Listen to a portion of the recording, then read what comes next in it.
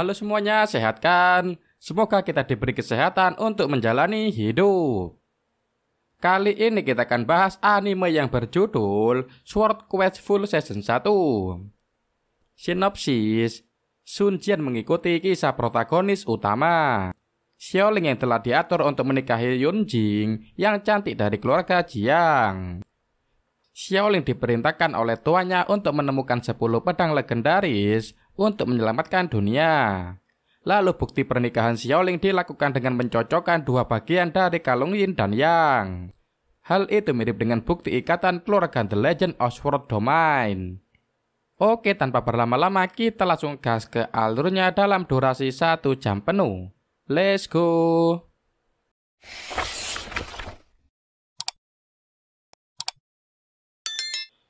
Shin diperlihatkan di anime ini MC kita bernama Xiaoling. Pemuda berbakat dalam kemampuan berpedang maupun bela diri. Awal cerita diperlihatkan tentang seseorang yang tangguh, memiliki kekuatan luar biasa, di mana ia bisa menyegel langit dan bumi menggunakan senjata ilahi. Namun setelah penyegelan berhasil dilakukan, senjata ilahi bercerai-berai menjadi 10 potongan dalam bentuk pedang yang berbeda-beda. Lantas pedang tersebut disembunyikan di wilayah yang berlainan. Menurut legenda, siapa saja memiliki 10 pedang ilahi, maka akan mampu melepaskan segel. Dengan terbukanya segel, orang tersebut akan memperoleh kekuatan ilahi untuk menyatukan langit dan bumi.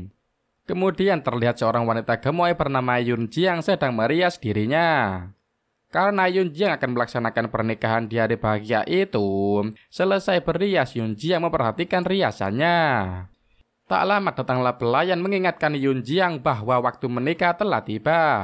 Lantas Yun Jiang mengatakan dirinya sebentar lagi akan menuju ruang pernikahan. Sementara para pelayan keluarga Jiang sedang menyambut para tamu undangan. Ketika melihat sosok pria berwajah rupawan bernama Shen, salah satu pelayan menyapanya.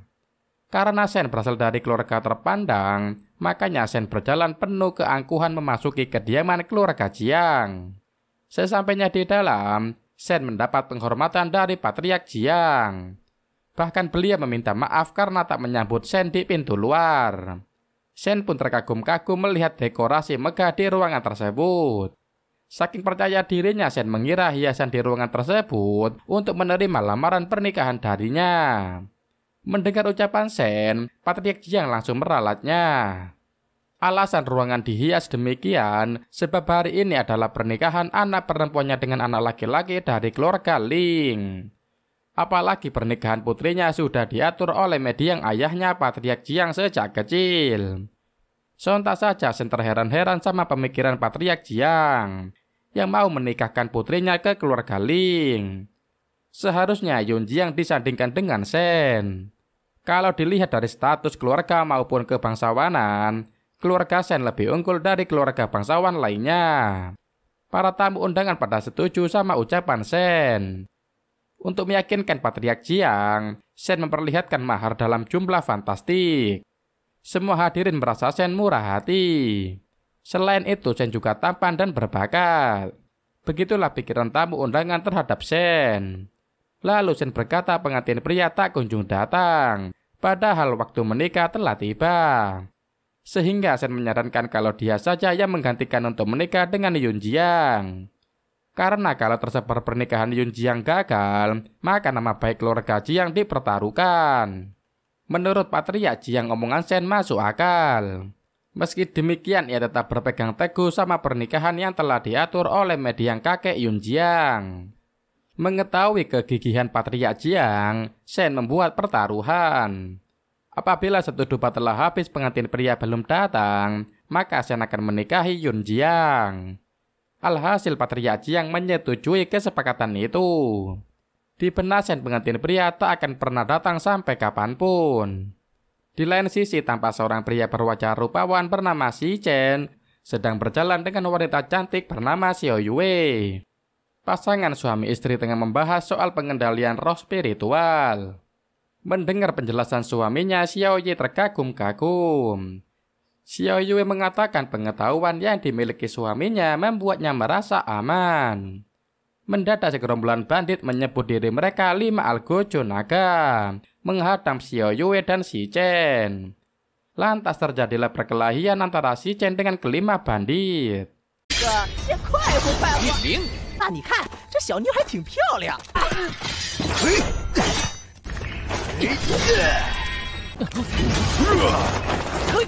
Setelah Shi Chen menghadapi salah satu dari 5 Algojo Naga, musuh lainnya bangkit mendekati Shi Yue. Sehingga Shi Chen segera mengajar para penjahat. Namun Shi Chen tak fokus karena terkena serangan dari belakang. Tiba-tiba Xiaoling muncul dengan gagahnya. Ketika melihat kalung Xiaoling, kelima Algojo Naga langsung tahu kalau dia target sebenarnya. Sebab Shen membayar jasa kelima Algojo untuk membantai Xiaoling. Lantas mereka sangat sombong merasa dapat membunuh Xiaoling. Akan tetapi kebalikannya, Xiaolinglah dengan mudah mengalahkan mereka. Setelah itu suami istri berterima kasih telah ditolong oleh Xiaoling. Sesudah berbahasa basi, Xiaoling bergegas pergi menuju ke pernikahannya. Di lain sisi, tamu undangan pada protes pernikahan belum juga dilakukan. Apalagi perut mereka sudah lapar. Pada kesempatan itu lagi-lagi Shen mencoba mempengaruhi Patriark Jiang. Mendadak Xiaoling tiba di ruang pernikahan. Segera Xiaoling memperkenalkan dirinya. Lalu Xiaoling berkata bahwa ia diutus oleh gurunya Li Tianao sebagai tunangan Sun Jiang. Melihat Xiaoling tak membawa apapun, Shen langsung menghinanya. Namun Xiaoling tetap bersikap santuy. Kemudian Patriark Jiang meminta Xiaoling menunjukkan bukti bahwa ia tunangan Sun Jiang saat kecil. Lantas Xiaoling menunjukkan kalung ikan yin dan yang. Setelah Patriark Jiang memeriksa keaslian kalung yin dan yang milik Xiaoling, ia setuju menikahkan putrinya.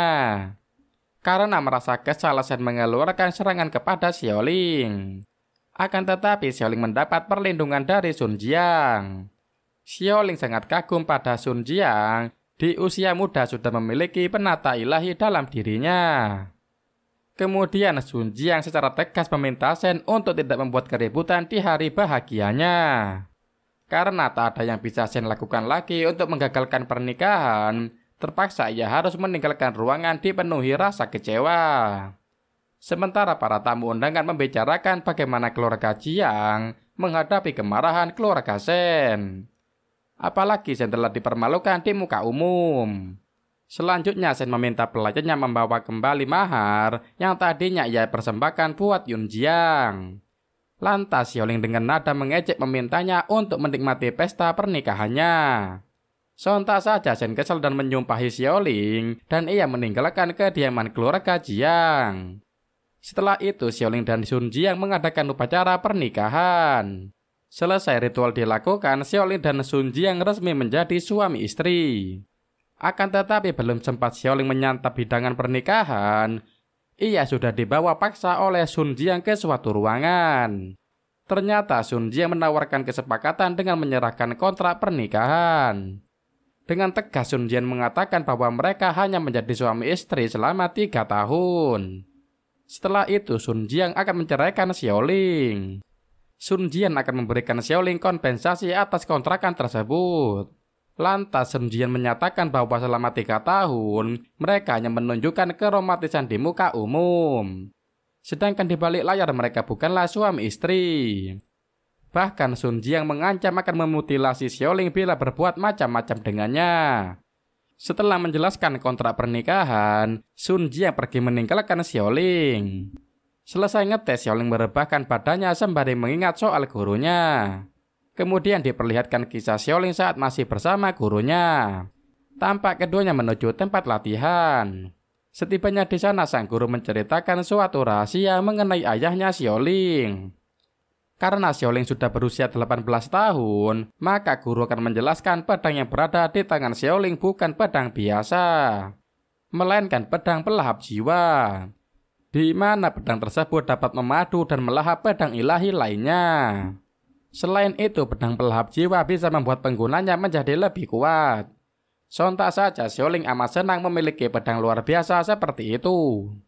Akan tetapi pedang itu berkekuatan iblis, sehingga bisa membunuh penggunanya. Alasan guru selama ini membiarkan Xiaoling membawa pedang pelahap jiwa supaya memelihara energi spiritualnya. Sang guru memperingatkan Xiaoling jangan melepaskan segel yang tertanam dalam pedang pelahap jiwa. Lalu guru menginfokan kalau ayahnya Xiaoling meminta anaknya turun gunung untuk menikahi gadis dari keluarga Jiang dan membawa kalung ikan yin dan yang. Mendadak segel roh jahat terbuka hingga ia berhasil keluar. Terjadilah perkelahian sengit antara roh jahat dengan guru dan murid. Roh jahat sangat kuat hingga guru Li Tianao kesulitan menanganinya. Roh jahat sangat dendam karena ia telah dikurung dalam waktu yang sangat lama. Kekuatan Xiaoling tak mampu menghadapi roh jahat membuat dirinya terhempas menghantam dinding bukit. Kemudian roh jahat bergegas ke arah Xiaoling. Akan tetapi Li Tianao berusaha menahan pergerakan roh jahat. Lantas roh jahat menghentikan serangannya terhadap Xiaoling, berpaling kepada Li Tianao. Kedua kubu saling adu kekuatan, di mana roh jahat lebih unggul. Kini Li Tianao dalam cengkramannya. Melihat gurunya dalam bahaya, Xiaoling membuka segel pedangnya. Aura dari pedang tersebut dapat dirasakan oleh roh jahat. Entah kenapa roh jahat sangat familiar dengan aura tersebut. Setelah menyadari kalau Xiaoling adalah anak dari orang yang telah mengurungnya, membuat amarah roh jahat semakin memuncak. Namun berkat kekuatan pedang pelahap jiwa, menyebabkan Xiaoling mudah mengalahkan roh jahat.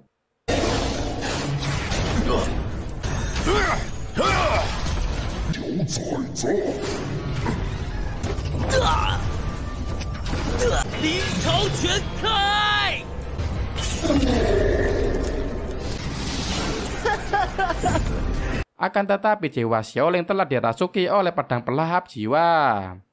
Karena Xiaoling belum bisa mengendalikan pedang pelahap jiwa, makanya Xiaoling kesurupan.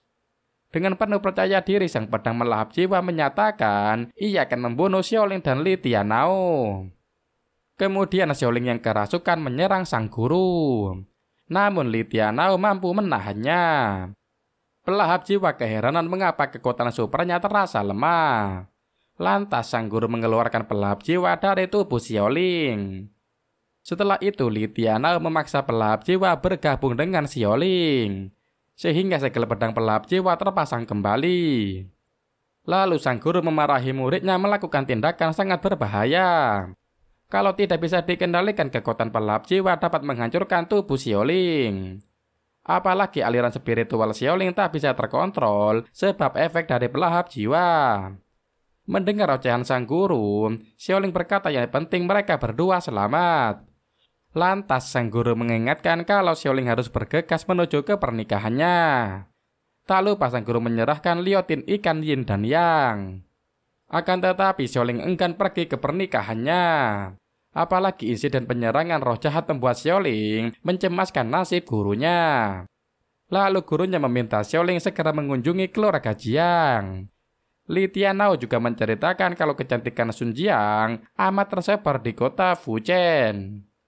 Mendengar ocehan sang guru, Xiaoling mengatakan ia akan menuruti permintaan orang tuanya yang telah mengatur pernikahannya. Namun melihat kondisi gurunya, Xiaoling ragu meninggalkannya.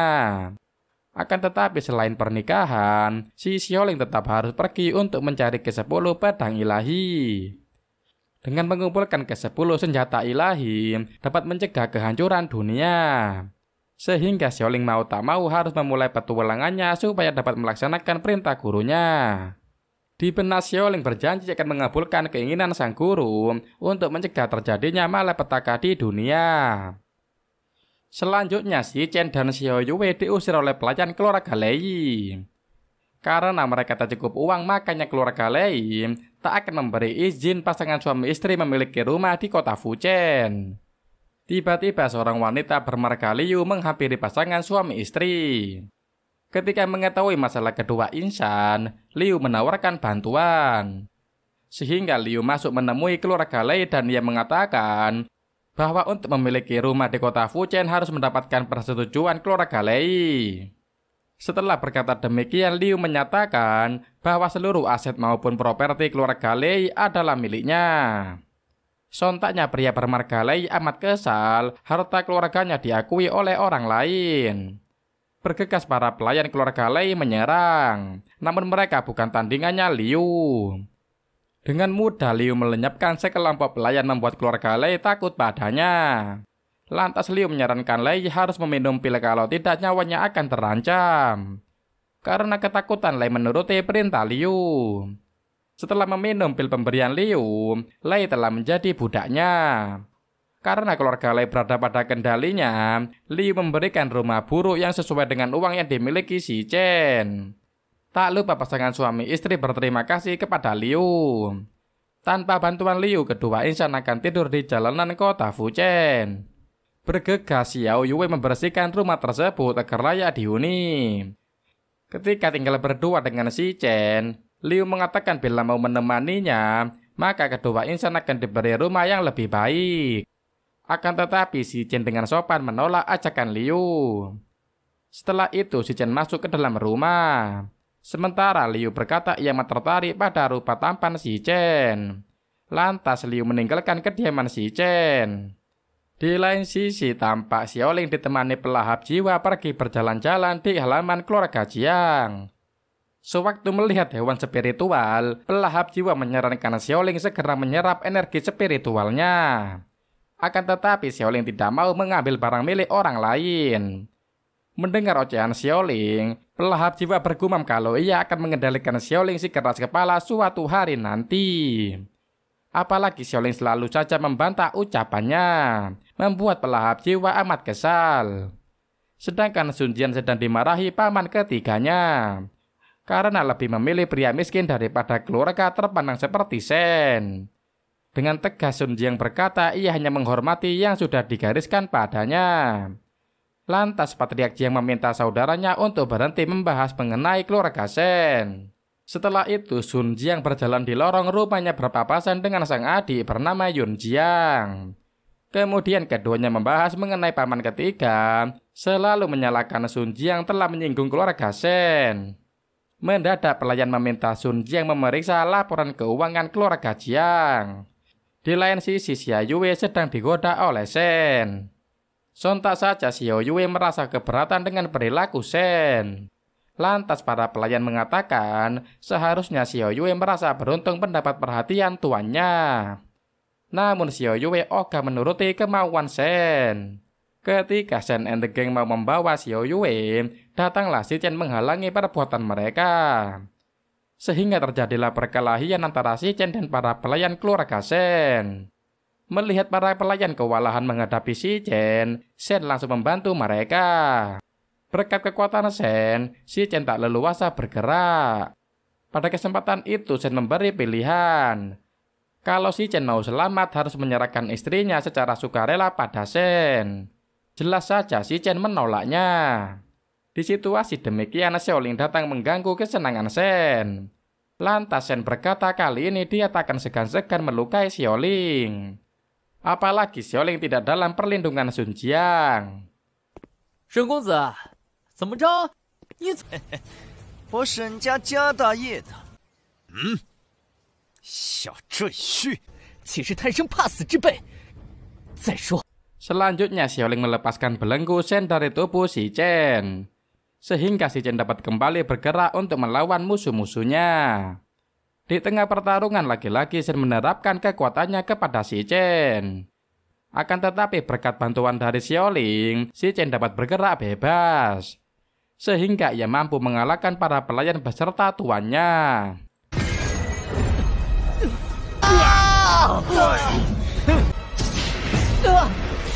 你怎么突然破开了我的法力？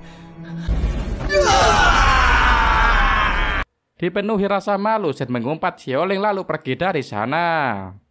Sementara si Chen menyerahkan uang penjualan senjata para bandit yang telah Xiaoling kalahkan tempo dulu. Lantas Xiao Yue meminta Xiaoling menerimanya. Kemudian Xiaoling mengambil uang tersebut.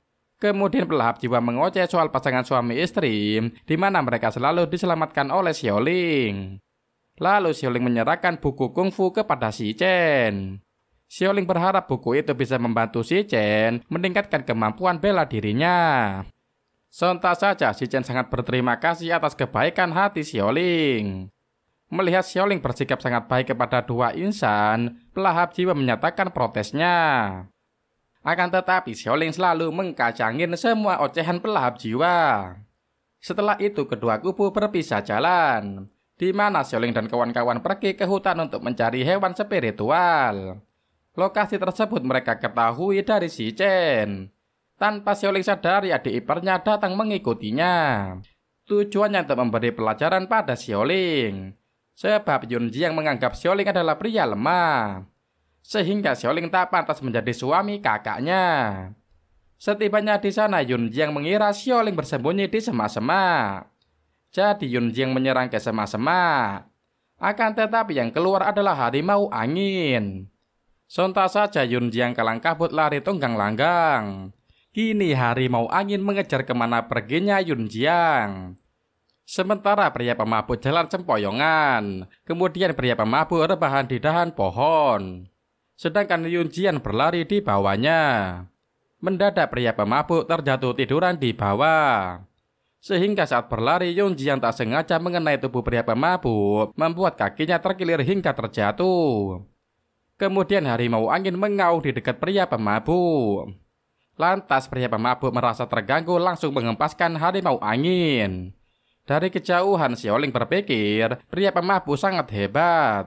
Akan tetapi harimau angin lainnya muncul secara berkelompok. Melihat situasi sangat berbahaya, pria pemabuk meminta Yunjiang untuk kabur dari sana. Namun Yunjiang sedang terkilir tak bisa bergerak sama sekali. Lantas Xiaoling bergegas menolong pria pemabuk dan Yunjiang. Hanya dengan satu tebasan pedangnya, Xiaoling mampu mengalahkan gerombolan harimau angin. Salah satu harimau angin yang belum terkena serangan kabur karena takut sama kekuatan Xiaoling.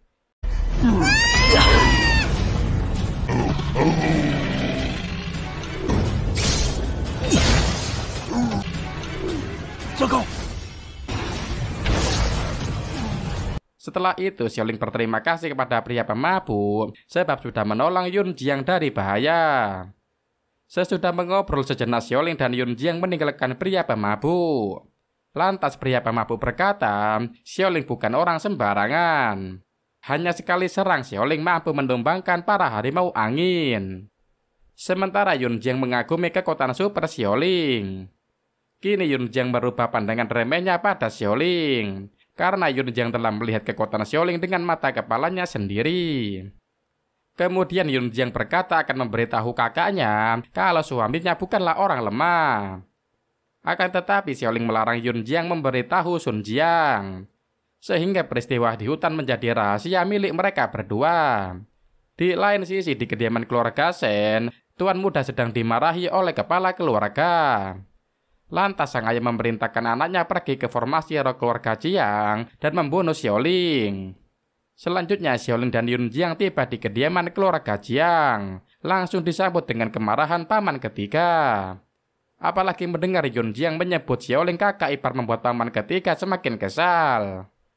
Alhasil Yunjiang diperintahkan merenungi kesalahannya di kamar.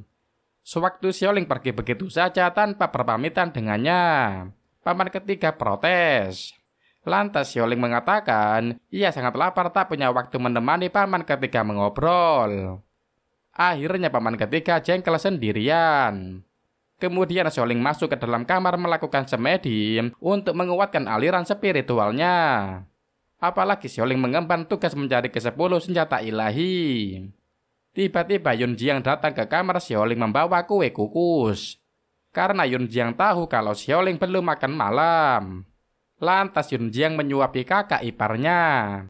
Mendadak Yunjiang masuk ke dalam kamar melihat Yunjiang dan Xiaoling sangat akrab. Lantas Yunjiang mengatakan ia akan membicarakan hal penting nanti. Mendengar ocehan kakaknya, Yunjiang berujar bahwa Yunjiang ingin berdua saja dengan suaminya. Maka Yunjiang akan menyantap kue kukusnya lebih cepat. Sontak saja Yunjiang merasa risih dengan sindiran adiknya. Setelah itu Yunjiang mengajak Xiaoling ke lokasi formasi roh milik keluarga Jiang. Di sana Yunjiang menginfokan bahwa Xiaoling bisa berlatih menyerap energi spiritual. Lantas Xiaoling menyatakan keheranannya. Karena ia tadi dianggap menantu di keluarga Jiang, mengapa diberikan izin berlatih di formasi roh? Kemudian Sun Jiang mengatakan kalau Xiaoling harus menerima niat baiknya. Keesokan harinya pelahap jiwa bertanya, mengapa Xiaoling harus ikut campur dalam urusan keluarga Jiang. Lalu Xiaoling berkata kalau pelahap jiwa tak mengerti soal cinta, karena terlalu lama menjadi seorang jomblo. Sontak saja pelahap jiwa kesal sama ocehan Xiaoling. Sementara Shen menerobos masuk ke kediaman keluarga Jiang, meminta Xiaoling menampakkan dirinya. Kemudian Sun Jiang mengucapkan kalau Xiaoling sedang tak ada di rumah. Lantas Sun Jiang bertanya mengapa Shen membuat keributan di rumahnya. Shen langsung menyatakan kalau ia mau mengajak Xiaoling bertanding. Mendengar ucapan itu, Sun Jiang menawarkan diri berduel dengan Shen. Apalagi Sun Jiang mengira suaminya tak pandai ilmu bela diri. Kemudian Sun Jiang dan Shen berdiri di arena. Pertandingan keduanya disaksikan banyak orang. Dari kejauhan paman ketiga mengoceh seharusnya Sun Jiang tak bersikap kasar kepada keluarga Shen. Sebab kalau terjadi apa-apa pada tuan muda keluarga Shen, maka keluarga Jiang lah yang harus bertanggung jawab. Menurut Patriark Jiang, tindakan putrinya sudahlah benar. Karena Shen sudah tak sopan bertandang ke rumah orang untuk mengajak berkelahi. Jadi Patriark Jiang akan menyerahkan masalah Shen pada Sun Jiang. Sementara di arena Sun Jiang bertarung sengit dengan Shen. Karena Shen meminum pil sebelum bertarung, ia menjadi sangat kuat. Bahkan Sun Jiang kewalahan menghadapi Shen. Dengan sombongnya Shen berkata, seharusnya Sun Jiang memilih dirinya menjadi suami bukan orang lemah seperti Xiaoling. Lalu Shen berhasil memojokkan Sun Jiang. Dari kejauhan sang Patriark Jiang mencemaskan keadaan Sun Jiang. Kemudian di arena Xiaoling bertanya, mengapa Sun Jiang melindungi suami payahnya? Kalau Xiaoling tak muncul juga maka nyawa Sun Jiang menjadi taruhannya.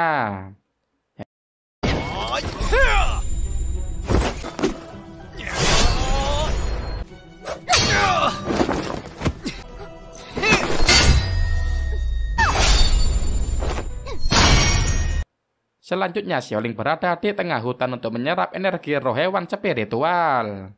Ketika harimau angin menyerang dari belakang, Xiaoling menyadari langsung membantainya. Setelah itu Xiaoling menggunakan pedangnya menghisap energi spiritual dari harimau angin. Mendadak Yun Jiang berlari terengah-engah sembari mengatakan kalau tuan muda keluarga Shen membuat keributan di kediaman keluarga Jiang. Apalagi Shen sedang menghadapi Sun Jiang di arena. Setelah mendengar kabar dari Yun Jiang, keduanya kembali ke kota. Ketika melewati pasar, masyarakat tengah membicarakan pertarungan antara Shen dengan Sun Jiang. Saking hebohnya berita tersebut, masyarakat sampai penasaran dan ingin menyaksikan secara langsung duel putri keluarga Jiang dan tuan muda dari keluarga Shen. Di pasar tersebut, pria pemabuk melihat sosok Xiaoling serta Yun Jiang bergegas menuju kediaman keluarga Jiang.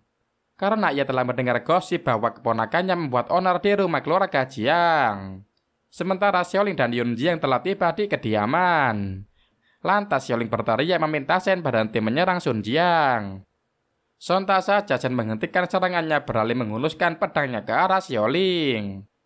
Akan tetapi pamannya si pria pemabuk mengajar Shen.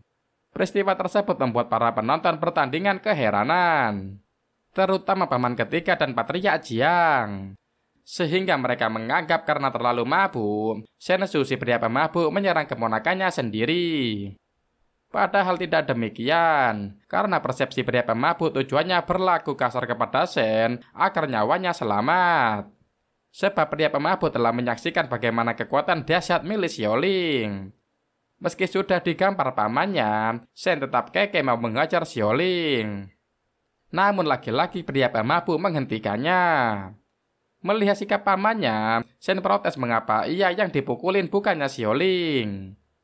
Tak terima dengan suruhan pamannya untuk meminta maaf kepada Xiaoling, Shen melancarkan serangan. Merasa tak bisa menasehati keponakannya, pria pemabuk menghilangkan kultivasinya Shen. Sehingga Shen tak bisa bertarung lagi.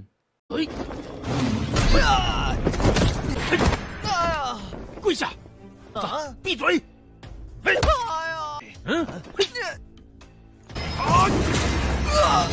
！Setelah itu pria pemabuk mewakili keponakannya untuk meminta maaf. Lantas Xiaoling tak memperpanjang masalahnya. Lalu Xiaoling menghampiri istrinya dan mengulurkan tangannya. Namun Sun Jian tak menerima uluran tersebut. Di lain sisi, pria pemabuk telah membawa keponakannya pulang ke rumah. Mengetahui pria pemabuk melukai putranya, Patria Shen marah besar. Sehingga terjadilah duel antara dua bersaudara. Karena kekuatan pria pemabuk lebih dahsyat, Patria Shen kalah telak.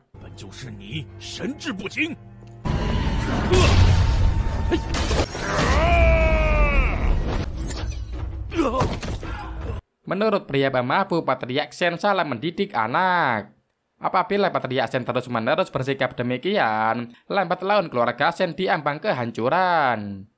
Mendadak muncul Liu di sana, langsung mengeluarkan kekuatannya kepada pria pemabuk. Berkat kekuatan Liu, Shen Su alias pria pemabuk sama sekali tak berdaya. Pria pemabuk pun keheranan mengapa ia tak bisa menggerakkan badannya.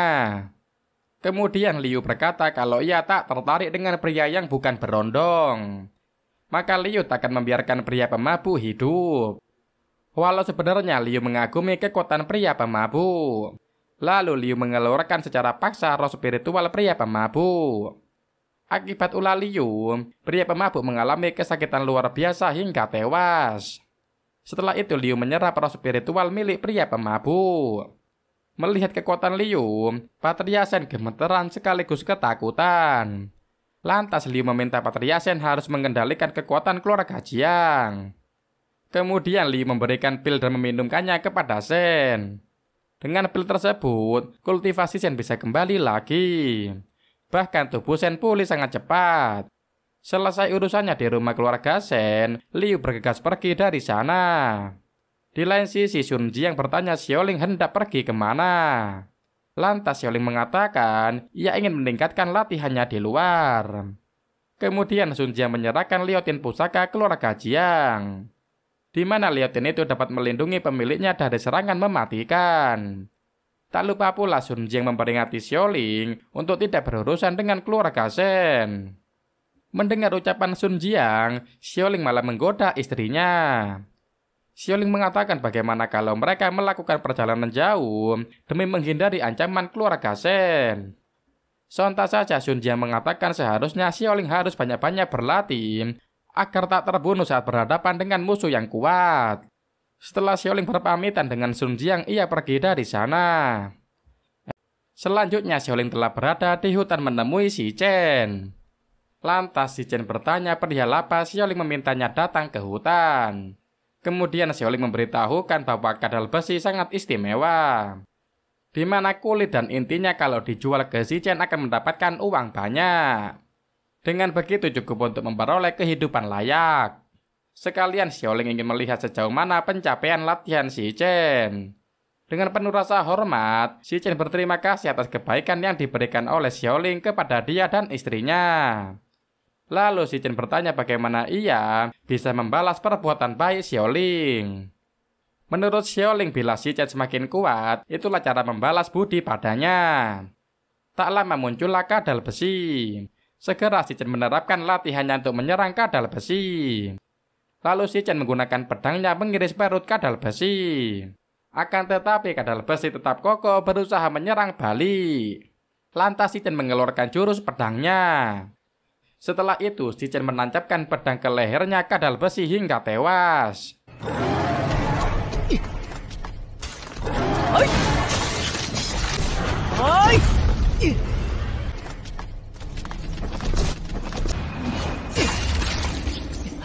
Sesudah pertarungan Si Chen dan kadal besi usai, Xiaoling pergi tanpa pamit. Saat menoleh ke arah tempat Xiaoling berpindah, Si Chen tak melihat temannya lagi. Sementara pelahap jiwa protes, mengapa Xiaoling tak langsung membunuh kadal besi untuk menyerap roh spiritual agar memanggil senjata ilahi. Mendengar ocehan pelahap jiwa, Xiaoling mengejeknya dengan mengatakan selain jomblo, pelahap jiwa juga tak punya teman. Makanya tak mengerti bagaimana caranya berteman baik. Sontak saja pelahap jiwa kesal sama ocehan sadis Xiaoling. Karena selama ini pelahap jiwa merasa ia tak membutuhkan pacar atau teman. Sebab tugas pelahap jiwa adalah membunuh. Berhubung perkataan pelahap jiwa demikian, Xiaoling menyebar dupa pemancing kadal besi. Sehingga banyak kadal besi bermunculan. karena hobi pelahap jiwa membunuhnya. Sementara Xiaoling dengan senang hati memperkenalkan pedangnya itu membantai kawanan kadal besi. Pelahap jiwa enggan melakukannya, terpaksa menuruti Xiaoling. Dalam sekali serang, kawanan kadal besi pada mati. 你不是想杀吗？我很冲。那更好，我就喜欢你看不惯。国剑是灵，我刹轮。 Setelah itu, pedang pelahap jiwa menyerap roh spiritual dari sekelompok bangkai kadal besi. Setelah dirasa cukup memiliki energi spiritual, Xiaoling mulai memanggil pedang ilahi yang bersembunyi. Berkat itu, pedang ilahi berada di area tenggara nongol ke permukaan. Sehingga semua orang telah menanti selama ini bergegas pergi ke arah tenggara. Sementara di kediaman keluarga Jiang, anggota keluarga Jiang mengadakan rapat, di mana patriark Jiang ingin mengambil pedang ilahi. Menurut Sun Jiang, mereka tak perlu ikutan seperti keluarga lainnya. Lebih penting adalah menunggu kepulangan Xiaoling. Apalagi mendengar kabar di saat kediaman keluarga Jiang sedang sepi, maka keluarga Shen akan menyerang. Mendengar hal itu, patriark Jiang merasa mereka tak perlu mengurusi menantu buangan seperti Xiaoling. Lantas paman ketiga mengatakan kalau Sun Jiang menyemaskan suaminya. Sebaiknya ia pergi sendiri mencari keberadaan Xiaoling. Kemudian paman ketiga memberi ide kalau patriark Jiang dan para pelayan pergi ke lokasi tenggara tempat pedang ilahi. Sementara rumah akan diawasi oleh paman ketiga. Dengan begitu tak perlu takut kalau rumah ada yang menyerang. Mendengar saran paman ketiga, patriark Jiang setuju. Di lain sisi, Si Chen melihat situasi di luar sangat kacau. Maka Si Chen memutuskan untuk segera pulang ke rumah. Karena Si Chen mencemaskan keadaan istrinya. Adapun Liu berada di atas atap, mengoceh kalau ia salut dengan kemampuan Xiaoling. Sebab bisa mengeluarkan pedang ilahi dari tempat persembunyiannya. Sementara di kediaman keluarga Shen, pelayan melaporkan bahwa patriark Jiang pergi mencari pedang ilahi. Mendengar kabar baik tersebut, patriark Shen meminta pelayannya bergegas ke rumah keluarga Jiang. Sebab mereka akan menguasai formasi roh milik keluarga Jiang. Lantas si pelayan menyatakan keheranannya. Sebab seharusnya keluarga Shen pergi ke lokasi tempat pedang ilahi berada. Menurut patriark Shen, Liu pasti bisa mengambil pedang ilahi.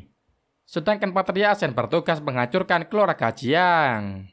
Setibanya di rumah Si Chen, dikagetkan dengan kondisi istrinya yang memprihatinkan. Di mana Xiao Yue mendapat perlakuan tak pantas dari Shen. Sontak saja Si Chen geram dengan tingkah laku tak bermoral Shen. Dengan entengnya Shen menawarkan kesepakatan kalau Si Chen membiarkan dia memiliki Xiao Yue selama 3 hari. Maka ia akan memberikan uang dalam jumlah banyak. Apalagi Xiao Yue memiliki kecantikan luar biasa. Selanjutnya, Si Chen sangat marah atas tindakan tak berberi kemanusiaan yang dilakukan oleh Shen. Lantas Xiao Yue meminta suaminya berhati-hati saat bertarung melawan Shen. Kemudian Xiao Yue berkata, ia akan mencari bantuan. Lalu Xiao Yue pergi dari sana. Sementara terjadilah duel antara Si Chen dengan Shen, di mana pertandingan berlangsung sengit. Keduanya saling mengayunkan pedang mereka. Di saat Shen sedang terduduk, Si Chen menyerangnya. Akan tetapi Shen mampu menahan pedang Si Chen menggunakan tangan kosong. Saking kuatnya Shen mampu menghempaskan Si Chen.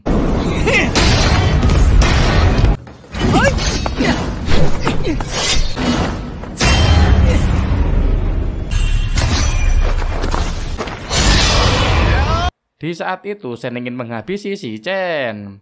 Mendadak Liu datang membuat Shen pingsan. Kehadiran Liu di sana membuat Si Chen heran. Kemudian Si Chen bertanya mengapa Liu ada di sana. Segera Liu menjawab kalau Xiao Yue meminta bantuannya. Setelah itu Liu mengatakan kalau Si Chen meminum pil pemberiannya maka akan cepat pulih.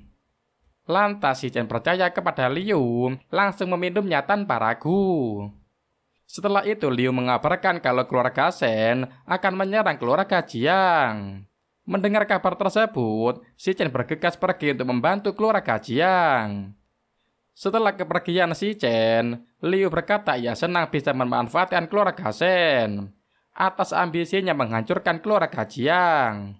Di lain sisi keluarga Sui, Yun, Feng, dan Lei sudah berada di lokasi pedang ilahi berada.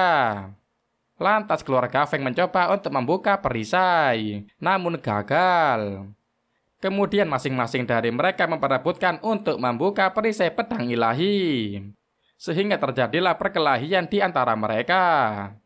Dari kejauhan, Xiaoling melihat kegaduhan itu, ikut nimbrung dalam pertarungan. Melihat kehadiran Xiaoling, mereka menghinanya. Karena Xiaoling tak mau pergi, mereka semua menyerangnya. Akan tetapi Xiaoling bukan tandingan musuh. Alhasil geng musuh pada terluka. 老哥出来干活。我杀轮！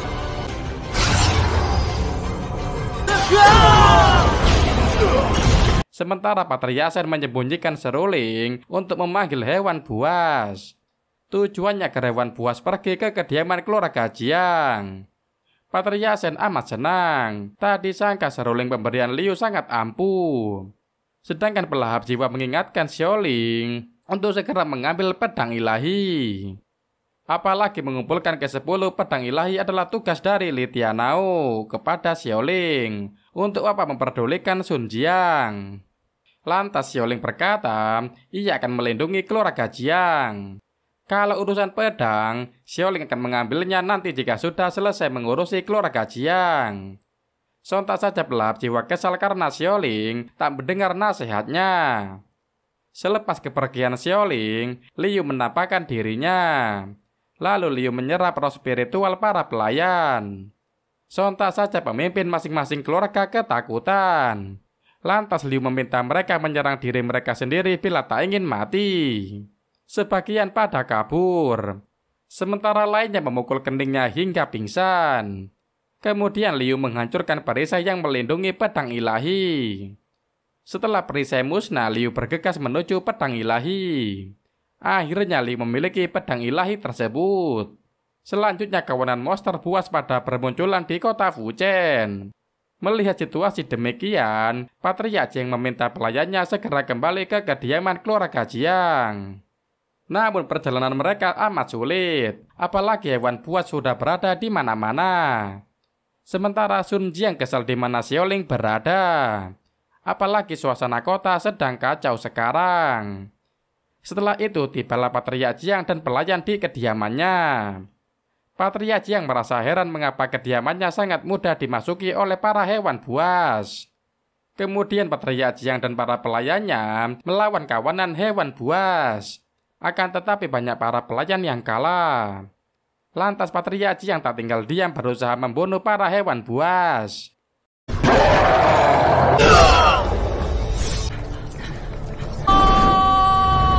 Namun jumlah mereka sangat banyak, sehingga beliau sangat kerepotan. Di situasi demikian, Patria Jiang meminta pelayannya pergi berlindung di formasi roh keluarga Jiang. Tak lama pelayan kembali melapor kepada Patria Jiang bahwa formasi roh telah dikendalikan oleh orang lain. Sontak saja Patria Jiang panik bergegas pergi ke sana. Setibanya di sana, Patria Jiang dikagetkan sama kemunculan Patria Shen di sana. Menurut Patria Jiang, Patria Shen sangat tidak tahu malu menerobos masuk ke wilayah orang. Bahkan sampai menguasai sesuatu yang bukan miliknya. Lantas Patria Shen berkata, ia diperintahkan oleh orang lain untuk menghancurkan keluarga Jiang. Pada kesempatan itu, Patria Shen mengatakan kalau Patria Jiang menuruti kemauannya. Makanya Patria Jiang akan selamat dari kematian. Sontak saja Patria Jiang memilih mati daripada harus takluk pada Patria Shen. Lantas hewan buas menyerang Patria Jiang dan kawan-kawan. Mereka berupaya melawannya. Ketika Patria Jiang hendak melindungi dirinya dari terkaman harimau angin, Patria Shen membuat musuhnya tak bergerak. Akhirnya Patria Jiang terkena cakaran harimau angin. Penyerangan tak berhenti sampai di situ, di mana kawanan binatang buas menyerang bersamaan. Akan tetapi berkat Sun Jiang, ayah dan para pelayan terhindar dari serangan hewan buas. Lantas Sun Jian berkata, selama dirinya masih hidup maka keluarga Jiang tetap akan bertahan. Kemudian Sun Jian menyerang kawanan hewan buas. Setelah itu Sun Jian bertarung dengan Patria Sen. Segera Patria Sen masuk ke dalam formasi roh.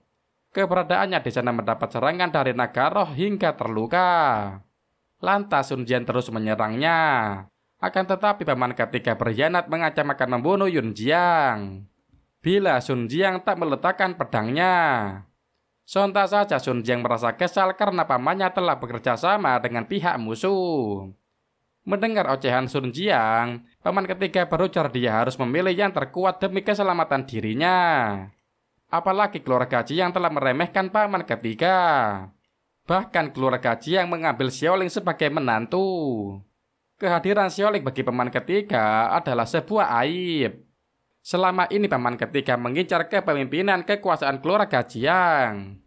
Dengan bersatu dengan keluarga Shen, maka ambisi paman ketiga akan tercapai.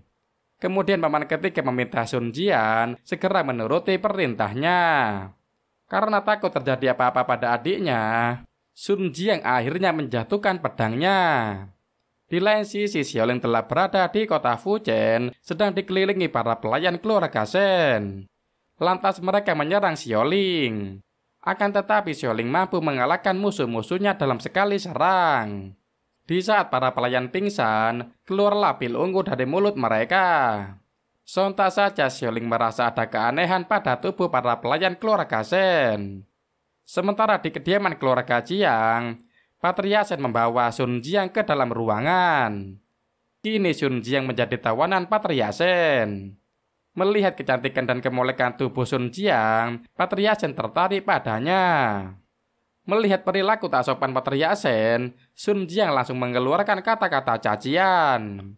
Akan tetapi Patria Sen tak peduli. Malah berujar kalau ia setuju bila anak lelakinya begitu tergila-gila pada Sun Jiang. Karena Sun Jiang mempunyai keindahan yang sempurna.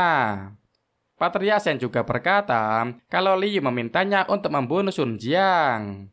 Meski demikian Patria Sen bisa memiliki Sun Jiang. Ketika menyadari kalau paman ketiga ada di belakangnya, Patria Sen langsung mengusirnya. Melihat kakaknya akan diperlakukan tak pantas oleh Patria Sen, Yun Jiang berteriak minta Sun Jiang dibebaskan. Akan tetapi Sun Jiang tak berdaya. Apalagi paman ketiga mengikatnya. Setelah paman ketiga dan Yun Jiang pergi, Patria Sen ingin melakukan tindakan tercela pada Sun Jiang. Segera Sun Jiang memberi tendangan pada Patria Sen. Kemudian Patria Sen mengeluarkan serangan, hingga tubuh Sun Jiang tak bisa bergerak. Selanjutnya paman ketiga meminta Yun Jiang diam, kalau tidak ia akan membunuhnya. Kemudian Xi Chen menyerang paman ketiga hingga pingsan. Yun Jian mengira Xi Chen adalah Xiaoling, memanggilnya dengan sebutan kakak ipar. Akan tetapi Yun Jian menyadari kalau pria di hadapannya adalah orang lain. Lantas Xi Chen mengatakan ia datang untuk membantu keluarga Jiang sebagai bentuk terima kasihnya pada Xiaoling. Lalu Yun Jian memohon agar Xi Chen menolong kakaknya yang kini dalam bahaya. Sehingga bergegaslah Xi Chen dan Yun Jian pergi ke tempat Yun Jiang ditawan. Setibanya di sana, Xi Chen dikagetkan sama kelakuan tak pantas Patria Sen yang ingin menjahili Sun Jiang. Segera Xi Chen langsung menyerangnya.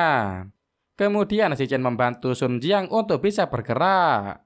Setelah itu Xi Chen dan Su Jiang melawan Patria Sen.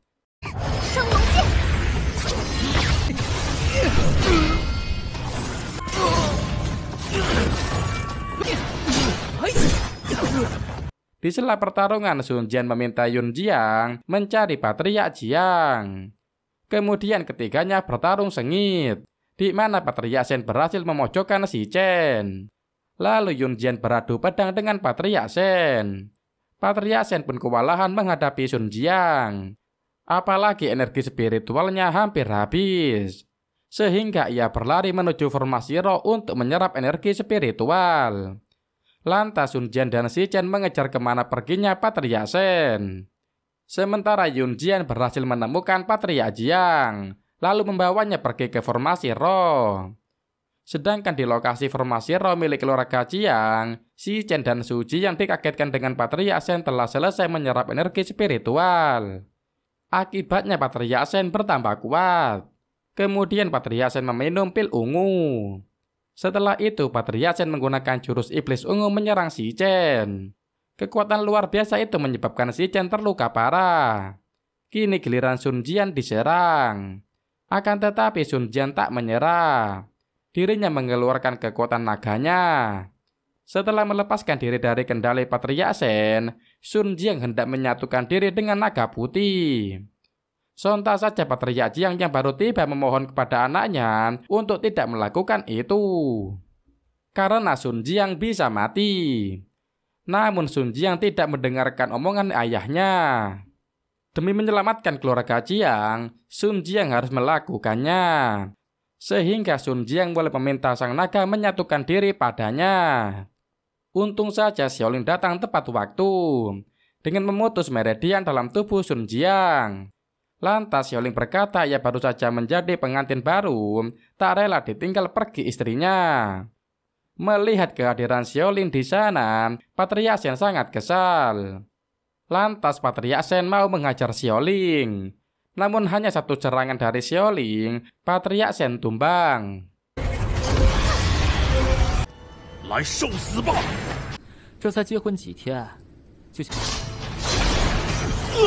Sontak saja Sun Jiang dikagetkan dengan kekuatan suaminya. Sun Jiang tak menyangka kalau Xiaoling sangat kuat. Mendengar pujian istrinya, Xiaoling berkata kalau dirinya lemah, mana mungkin pria pemabuk dari keluarga Shen memohon maaf darinya. Setelah itu, Shi Chen menghampiri Xiaoling, meminta maaf karena ia tidak bisa melindungi keluarga Jiang. Lantas Xiaoling berterima kasih kalau bukan bantuan Shi Chen, Sun Jiang tidak akan baik-baik saja sampai kedatangannya. Dari kejauhan, Liu memperhatikan Xiaoling and the gang. Lalu Liu bergumam ia penasaran melihat reaksi dari Xiaoling saat merebut Sun Jiang darinya. Segera Liu menghampiri Xiaoling dan kawan-kawan. Setelah itu Liu memerintahkan Xiaoling menyerahkan Sun Jiang kepadanya. Pada kesempatan itu Liu mengeluarkan pedang ilahi. Lantas Xiaoling berkata kalau ia tak perlu repot pergi ke Tenggara untuk mengambil pedang. Karena sekarang Xiaoling tinggal merebut pedang ilahi dari Liu. Kemudian Xiaoling menyuruh Sun Jiang mundur, sebab Liu bukan tandingannya. Karena Xiaoling yang akan menghadapi Liu. Mendadak Shi Chen kerasukan akibat pil pemberian Liu yang ia minum. Sehingga Shi Chen dalam kendali Liu langsung menusuk tubuh Xiaoling dengan pedangnya. Alhasil Xiaoling terkapar. Sontak saja Sun Jiang dan kawan-kawan panik. Selanjutnya Sun Jiang melihat ada keanehan pada diri Shi Chen. Sepintas Liu teringat di saat kota Fujian kacau balau. Ia sedang berdiri di atap memperhatikan orang-orang sibuk pergi ke lokasi pedang ilahi berada. Kala itu Liu bergumam untuk menangani Xiaoling ia harus mempunyai beberapa cara. Setelah itu diperlihatkan saat Liu berada di rumah Shi Chen, di mana Liu memberikan pil kepada Shi Chen, alih-alih mengatakan untuk pemulihan kesehatan. Padahal niat Liu agar Shi Chen dalam pengaruhnya. Kembali ke masa depan, di mana Sun Jiang berkata apa yang sudah diperbuat oleh Liu terhadap Shi Chen. Kemudian Liu menerapkan kekuatannya pada tubuh Sun Jiang, membuatnya tak bisa bergerak. Lantas Liu berkata kalau pesonanya sangat mudah menaklukkan banyak lelaki, termasuk Shi Chen. Setelah itu Liu mendekati Sun Jiang sembari berkata bahwa ia sudah lama menantikan tubuh sempurna Sun Jiang. Apalagi dari latar belakang keluarga, Sun Jiang mempunyai kelebihan dari siapapun. Karena sang ayah mempunyai darah murni, begitu juga dengan ibu Sun Jiang. Seharusnya Sun Jiang menjadi orang termasyur. Hanya saja Sun Jiang lahir di keluarga cabang membuatnya tidak terlalu terekspos. Meski demikian tak menampik bahwa Sun Jiang mewarisi darah murni milik ayah dan ibunya. Berkat itu juga Sun Jiang memiliki rupa yang sangat cantik dan bau tubuh Sun Jiang pun sangat harum. Sehingga Liu amat tertarik menyantap tubuh Sun Jiang. Dengan begitu semua hal yang ada pada Sun Jiang bisa menjadi milik Liu. Lantas Liu hendak memutilasi tubuh Sun Jiang untuk disantap. Akan tetapi ketika ia melakukan penyerangan, pelahap jiwa keluar. Kemudian Liu amat kesal menyerang pelahap jiwa. Namun serangan terhadapnya tak mempan sama sekali membuat Liu keheranan. Lalu pelahap jiwa mengatakan kalau ia bukan manusia, melainkan pedang roh. Mendengar kabar tersebut, Liu sangat senang. Karena esensi roh milik Liu sama persis dengan kepunyaan pelahap jiwa. Akhirnya duel antara pelahap jiwa dan Liu terjadi. 助我吸收领域。不，再给我点时间。Di pertarungan itu Liu lebih unggul. Alhasil pelahap jiwa dapat dipojokkan oleh Liu. Mendadak pelahap jiwa kembali bangkit menyerang Liu. Sembari tertawa pelahap jiwa mengatakan ia sudah menyerap pedang ilahi agar menjadi bagian tubuhnya. Namun saat mengetahui Liu baik-baik saja, pelahap jiwa keheranan. Lantas Liu berkata walau pelahap jiwa sudah menyatu dengan pedang ilahi, tanpa adanya energi spiritual tingkat tinggi, dirinya tak akan mampu melawan Liu. Dengan mudah Liu membawa pelahap jiwa ke hadapannya. Lalu Liu mulai mencekik leher pelahap jiwa. Mendadak tindakan Liu terhenti akibat serangan dari Xiaoling. Sontak saja Liu terkaget-kaget. Xiaoling masih hidup. Kemudian Xiaoling memberitahukan bahwa kala itu, saat bertaruh sama para pelayan keluarga Shen, ia melihat keanehan pada tubuh mereka. Begitu menatap ke arah si Chen, Xiaoling mampu merasakan kalau si Chen mengalami hal serupa, seperti para pelayan keluarga Shen. Sehingga Xiaoling menyentuh bahu si Chen untuk menghilangkan pengaruh dari obat pemberian Liu. Mendengar hal itu, Liu amat kesal. Kemudian Xiaoling berterima kasih berkat Liu, pelahap jiwa mau menyerap pedang ilahi. Sebab kalau Xiaoling yang menyuruh pelahap jiwa tidak akan sudi melakukannya. Sementara pelahap jiwa mau kabur. Lantas Xiaoling memanggil paksa pelahap jiwa. Akhirnya pelahap jiwa berada di bawah kendali Xiaoling. Sedangkan Patriark Jiang mengatakan kalau ia ingin memberitahu soal garis keturunan keluarga Jiang. Namun Patriark Jiang belum mempunyai waktu yang tepat untuk membicarakannya. Lalu Sun Jiang berkata, ia telah lama tahu mengenai hal itu. Karena situasi tak berpihak padanya, Liu menyatukan dirinya dengan energi hewan roh milik keluarga Jiang. Sehingga Liu memiliki kekuatan rubah putih. Selanjutnya Liu dan Xiaoling bertarung dengan sengit. Kemudian Xiaoling melancarkan teknik rantai surgawi. Akibatnya Liu kewalahan menghadapi serangan rantai surgawi. Akhirnya Xiaoling bisa menjerat Liu hingga hancur berkeping-keping.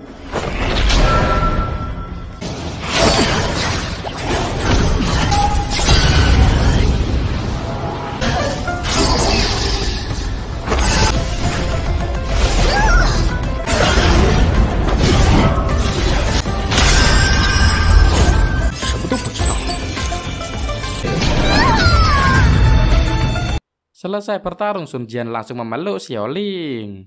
Sontak saja Xiaoling kaget istrinya selama ini cuek, mengapa berbuat demikian.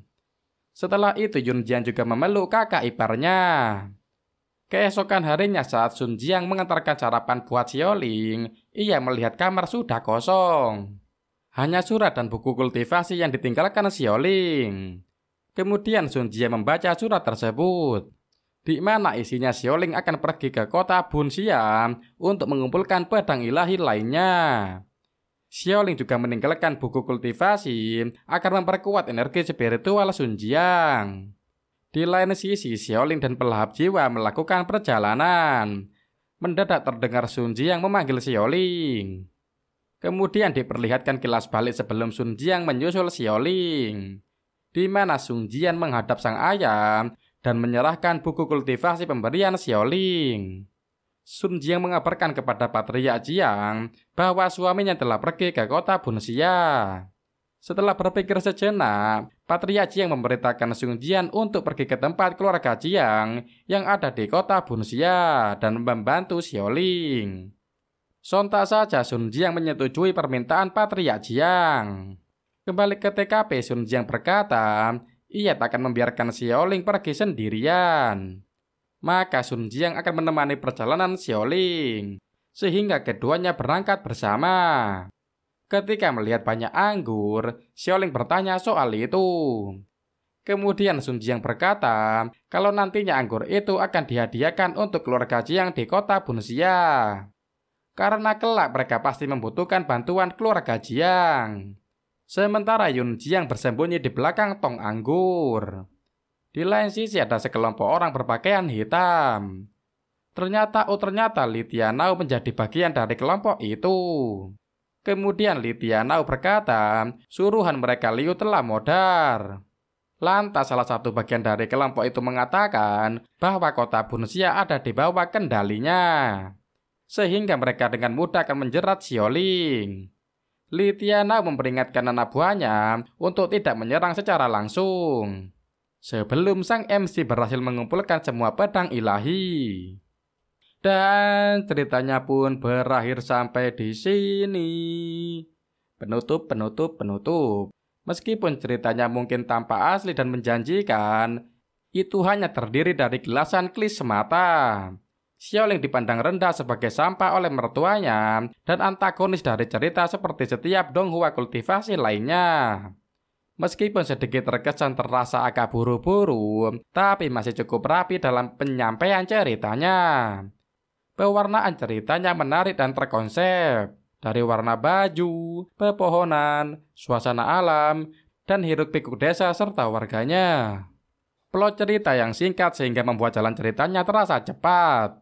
Namun donghua ini mampu membuat penonton merasakan sensasi menegangkan di setiap kisahnya.